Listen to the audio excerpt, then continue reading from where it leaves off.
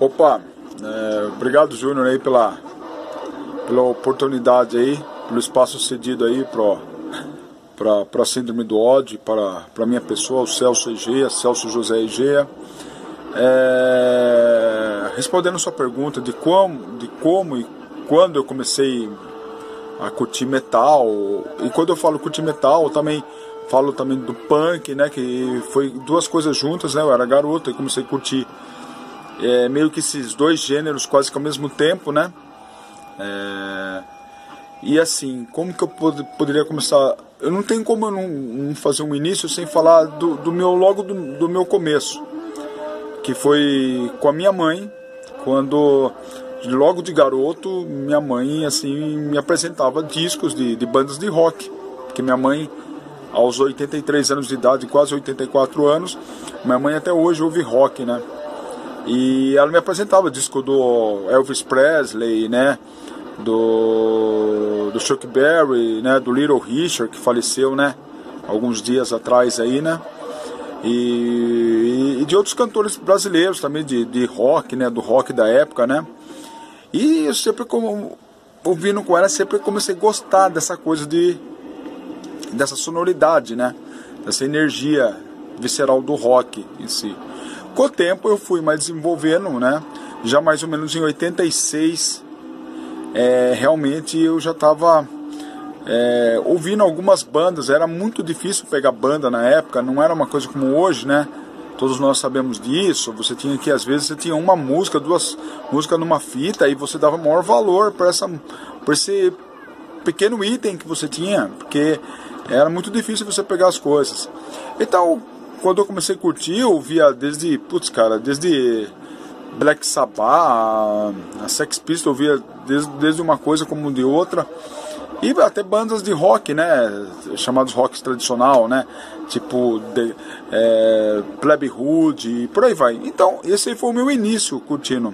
Com o tempo isso desenvolveu, né, foi me jogando numa linha onde eu estava querendo ouvir bandas mais pesadas, mais barulhentas, mais rápidas, né, mais nervosas assim, né, dentro da sonoridade, né.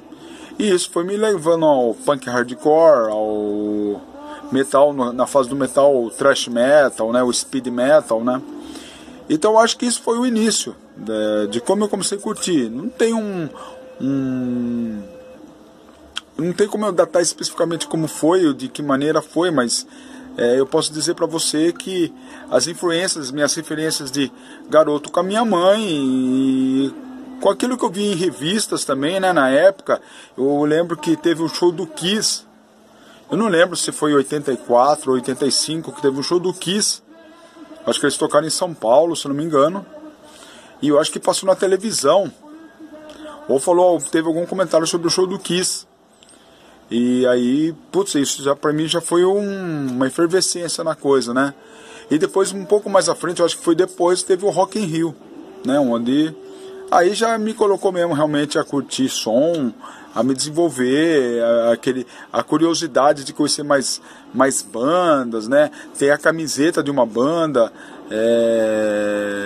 ter a fita cassete da banda, ter um vinil, né? Que era uma coisinha um pouco mais caro antes, né? Até hoje vinil é caro, né? Mas a gente corria atrás daquilo que era possível pra gente, porque não era fácil conseguir também, né? Existia tanto a dificuldade por ter dinheiro para ir lá e comprar uma fita ou um disco, que também tinha a questão do radicalismo da época, né? É como se você tivesse que provar alguma coisa para o movimento para você conseguir uma fita, para um cara te passar uma fita, né? Era coisa da época, né? E que foi importante sim para a época, foi muito importante. Eu acho que esse foi o início da minha entrada a querer conhecer bandas.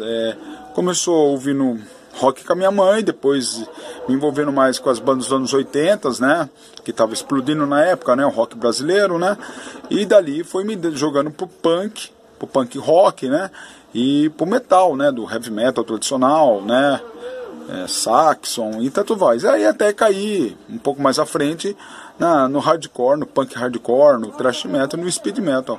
Eu acho que é mais ou menos isso aí o que eu posso resumir para você nessa primeira pergunta, tá, mano?